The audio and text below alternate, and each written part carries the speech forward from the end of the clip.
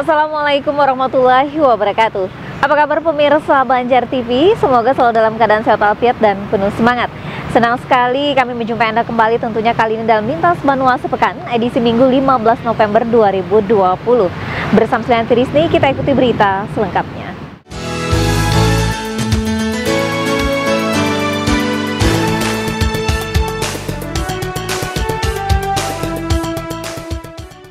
Ya pemirsa, mengawali Lintas Banua Sepekan kali ini, Pemko Banjarmasin bersama Forum Komunikasi Pimpinan Daerah memperingati Hari Pahlawan 10 November dengan melakukan ziarah di 2 titik bersejarah, yakni Tugu 9 November di Pengambangan dan Monumen Pertempuran Pejuang di Jalan DI Panjaitan, Banjarmasin.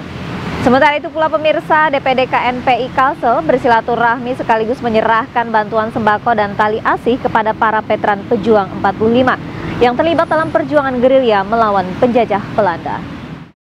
Memperingati Hari Pahlawan tanggal 10 November 2020, pemerintah Kota Banjarmasin bersama Forum Komunikasi Pimpinan Daerah melakukan ziarah di 2 titik bersejarah, yakni di Tugu 9 November di Pengambangan dan Monumen Pertempuran Pejuang di Jalan DI Panjaitan, Banjarmasin.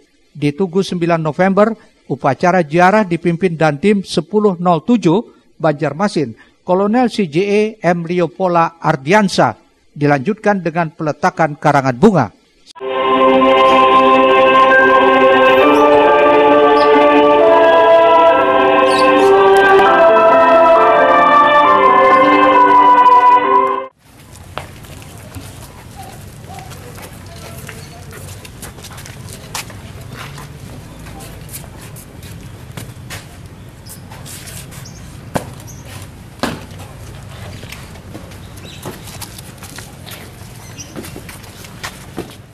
Sementara di Monumen Pertempuran Pejuang di Jalan DI Panjaitan dipimpin Kapolresta Banjarmasin, Kombes Pol Rahmat Hendrawan.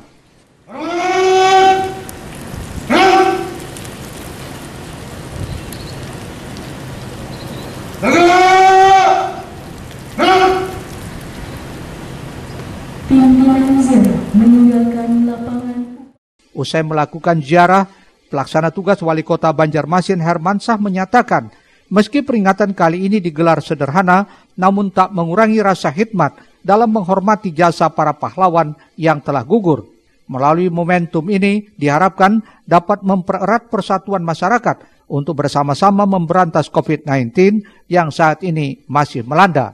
Kemudian kita juga dengan kondisi yang pandemi ini, mari kita bertekad bersatu padu bagaimana nanti memberantas pandemi ini dan tidak ada lagi di Kota Banjarmasin khususnya. Kemudian juga salah satu kita momentum pemulihan ekonomi ini. Bagaimanapun perjuangan para pahlawan itu adalah bukan hanya memerdekakan, tetapi juga memperjuangkan bagaimana bangsa Indonesia sejajar dengan bangsa-bangsa yang lain. Kemudian kita berharap generasi kita ini meneruskan perjuangannya. Salah satu bagaimana Indonesia ini supaya jaya, makmur, sejahtera, dan salah satunya kita bersama-sama dalam pemulihan ekonomi. Hal senada juga diungkapkan Kapolresta Banjarmasin, Kombes Pol Rahmat Hendrawan, yang menurutnya kondisi saat ini tidak menyurutkan semangat untuk memperingati Hari Pahlawan, utamanya kalangan anak muda, agar tidak meninggalkan sejarah. Jasa para pahlawan ini dikobarkan kepada anak-anak muda. Kadang-kadang anak-anak muda ini lupa mereka, jangan jas merah lah, jangan sekali-sekali meninggalkan sejarah. Sementara Dandim 1007 menyatakan di masa pandemi saat ini perjuangan yang bisa diteruskan, yakni masyarakat harus menaati protokol kesehatan, berjuang menggunakan masker, menghindari kerumunan untuk menjadi prajurit melawan COVID-19. Keluarganya, harta bendanya semuanya dikorbankan. Kalau sekarang kita sama-sama berjuang dan sama-sama semuanya bisa menjadi pahlawan. Gimana caranya? Pakai masker aja udah jadi pahlawan kita. Mengurangi kegiatan, menghindari kerumunan, itu aja udah jadi pahlawan. Semua berpotensi jadi pahlawan. Muhail, Banjar TV.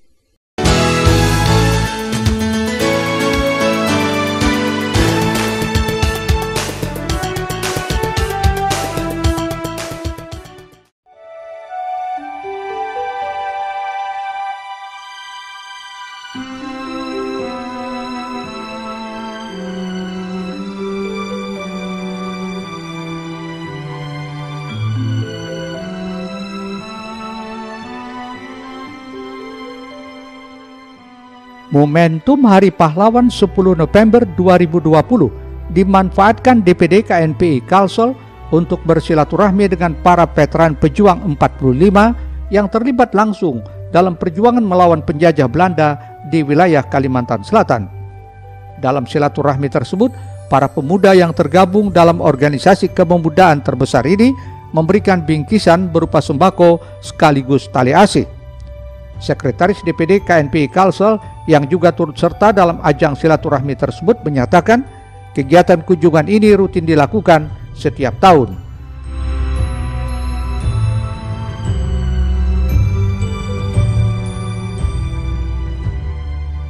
Ini untuk mengingatkan para pemuda Kalsel agar jangan melupakan jasa para pejuang yang telah gigih mengorbankan jiwa dan raganya untuk merebut kemerdekaan.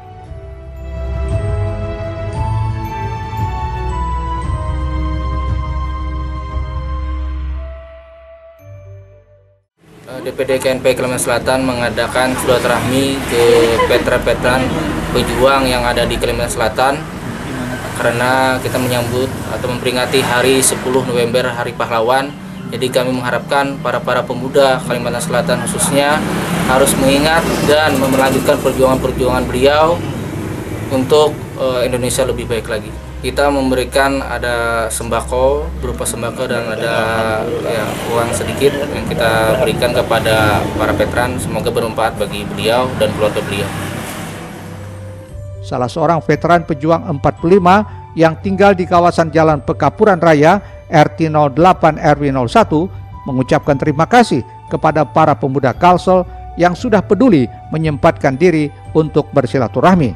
Di ajang silaturahmi ini, pejuang yang kini sudah berusia 97 tahun tersebut juga menyampaikan pesan moral kepada para pemuda untuk tetap menggelorakan semangat juang 45 dalam mempertahankan negara kesatuan Republik Indonesia karena NKRI harga mati.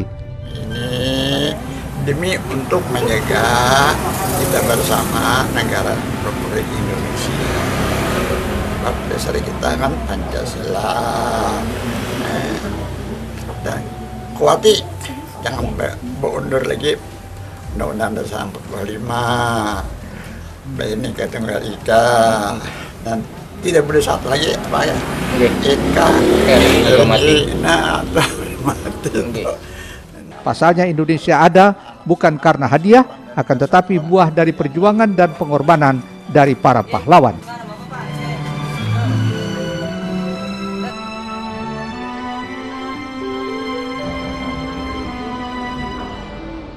Mohail, Banjar TV. Pemirsa, Ketua DPRD Kalsel Supian Haka ikut angkat bicara perihal kondisi makam pahlawan Pangeran Antasari yang berlokasi di Jalan Malkon Temon. Pasalnya, saat ini makam kebanggaan masyarakat Kalsel tersebut letaknya berdekatan dengan tempat pembuangan sementara atau TPS sampah, sehingga sering tercium bau tak sedap. Hari Pahlawan yang jatuh tanggal 10 November tentunya mengingatkan masyarakat Kalimantan Selatan pada jasa para pahlawan nasional. Salah satunya pahlawan nasional Pangeran Antasari yang makamnya berada di lokasi Jalan Malkon Temon, Banjarmasin Utara. Namun sayangnya makam Pangeran Antasari dinilai tidak layak lantaran berdekatan dengan tempat pembuangan sementara TPS sampah sehingga sering tercium bau tidak sedap saat melintas di depan makam Pangeran Antasari tersebut. Menyikapi hal itu, Ketua DPRD Kalsel Supian Haka menyatakan tidak sepantasnya dekat makam pahlawan nasional itu ada aroma tak sedap dari sampah. Menurutnya sudah seharusnya Pemko Banjarmasin mencari solusi agar makam pahlawan nasional Pangeran Antasari tersebut berada di lingkungan yang terpelihara dengan baik. Oleh karena itu, siapapun nanti yang terpilih menjadi wali kota Banjarmasin harus bisa memindah TPS tersebut ke lokasi lain agar bau tak sedap tak lagi tercium oleh para peziarah. Harapan kami adalah ini siapapun yang terpilih nantinya untuk wali kota ke depan itu harus dipikirkan. Kemarin kita rapat mungkin media kan melihat tidak layaklah sebagai pahlawan nasional, apalagi pahlawan yang sangat gigih melawan waktu itu kolonial Belanda, kok makamnya di depan adalah bau sampah, bau busuk dan sebagainya. Harapan kami makam pahlawan ini harus terpelihara dan ini adalah khusus untuk di Kalimantan Selatan. Sekedar diketahui Pangeran Antasari dianugerahi gelar sebagai pahlawan nasional dan kemerdekaan oleh pemerintah Republik Indonesia melalui SK nomor 06-TK-1968 di Jakarta tertanggal 23 Maret 1968. Muhail, Banjar TV. Selanjutnya pemirsa, 20.000 sertifikat tanah gratis diberikan kepada pemilik lahan pribadi masyarakat Kalsel melalui program pendaftaran tanah sistematis lengkap dari Kementerian Agraria dan Tata Ruang Badan Pertanahan Nasional Republik Indonesia. Sementara itu pula, Kepala Kanwil ATR BPN Kalsel, Alen Saputra mengakui animo masyarakat Kalsel masih kurang dalam memanfaatkan program PTSL untuk mengurus sertifikat. Untuk itu pihak terus melakukan sosialisasi tentang pentingnya memiliki sertifikat tanah sebagai kepastian hukum.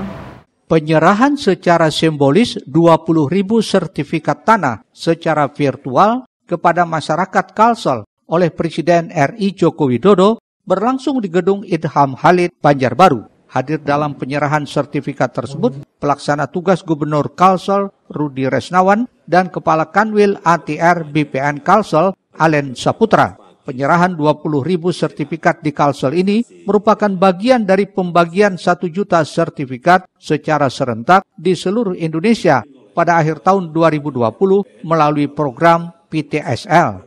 Salah satu warga Barito Kuala, Ibu Dea, menyatakan program PTSL ini sangat membantu karena pengurusan sertifikat tanah yang cepat dan tidak berbelit-belit. Ini kan prosesnya cepat, jadi kita cuma nunggu beberapa bulan aja, 2 bulan, 3 bulanan udah.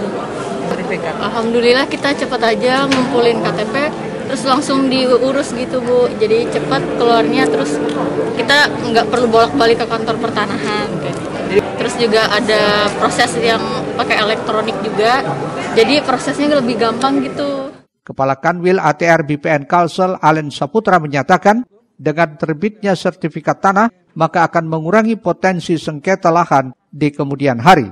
Meski begitu diakuinya, animo masyarakat Kalsel masih kurang dalam memanfaatkan program PTSL untuk mengurus sertifikat. Untuk itu pihaknya terus melakukan sosialisasi tentang pentingnya memiliki sertifikat tanah sebagai kepastian hukum. Selatan itu animo masyarakatnya masih untuk kesadaran sertifikat itu belum. Makanya kami harus rutin menyadari masyarakat, datang sendiri ke masyarakat, mendekati masyarakat. Ya mudah-mudahan dengan mereka melihat hasil kerja kita, mereka akan yakin dan tahun depan mereka akan mendukung lebih baik lagi, itu harapan kita. Itu udah pasti. Jadi dengan terbitnya sertifikat semakin cepat, maka potensi untuk sengketa itu akan berkurang. Tetapi perlu juga diwaspadai oleh masyarakat yang akan bermain nantinya, mereka sudah sistemnya mafia lagi. Nah, itu yang perlu diwaspadai masyarakat, yang perlu kita mungkin pemberitahuan, penyampaian, sosialisasi masyarakat itu pada saat mereka menggunakan sertifikatnya. Program PTSL dilaksanakan sejak tahun 2015 dan di tahun 2020 ini ditargetkan 7 juta sertifikat gratis dibagikan. Sementara total sertifikat gratis melalui PTSL telah mencapai 18,9 juta sertifikat dengan luas tanah yang disertifikasi 5,3 juta hektar. Ahmad Ramadhani, Banjar TV. Pemirsa, kita beralih ke informasi lainnya. Pantai Turki di Desa Suwarangan, Kecamatan Jorong, Kabupaten Banjar Laut menjadi tujuan keluarga yang ingin melepaskan penat setelah bekerja di akhir pekan. Namun akses jalan menuju Pantai Turki tersebut ternyata dikeluhkan oleh warga akibat kondisinya banyak yang rusak. Libur akhir pekan banyak digunakan keluarga untuk berlibur ke tempat rekreasi guna melakukan penyegaran setelah bekerja penuh selama seminggu. Salah satu tempat liburan yang dituju adalah Pantai Turki di Desa Suwarangan, Kecamatan Jorong, Kabupaten Tanah Laut. Pantai ini dikenal memiliki pemandangan yang indah dan pasirnya yang bersih. Sayangnya akses jalan menuju Pantai Turki tersebut menuai keluhan warga yang berwisata karena kondisi jalannya banyak yang rusak. Kiki, salah satu warga Banjarbaru, mengaku sangat kagum dengan keindahan Pantai Turki dan ini menjadi favoritnya bersama keluarga. Namun jalan menuju pantai tersebut diharapkan mendapatkan perhatian pemerintah. Pantainya bersih,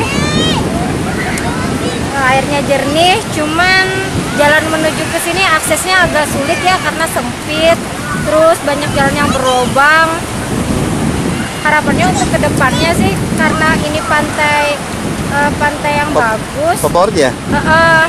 Jadi harapannya sih pemerintah lebih perhatian lah dengan akses menuju ke sini. Sementara itu, rombongan mahasiswa yang berwisata di Pantai Turki yang berada di Desa Tungkaran Kiri juga senang akan keindahan pantai tersebut. Nurul Huda, salah satu mahasiswa, menyayangkan akses jalan yang rusak menuju pantai yang belum diperbaiki. Ini sangat indah, namun untuk akses jalannya itu sangat sempit dan juga banyak lubangnya. Untuk pemerintah setempat untuk lebih memperbaiki akses menuju ke tempat ini. Banyak objek wisata di Kabupaten Tanah Laut, namun masyarakat yang datang ke pantai yang memiliki nama unik, yakni Pantai Turki, sebenarnya berasal dari singkatan nama desa Tungkaran Kiri. Harapannya akses jalan ke objek wisata itu segera diperbaiki sehingga bisa mengangkat perekonomian masyarakat setempat. Rismana, Banjar TV. Pemirsa, Dinas Pendidikan Kota Banjarmasin pastikan 4 SMP belajar tatap muka. Tetaplah bersama kami.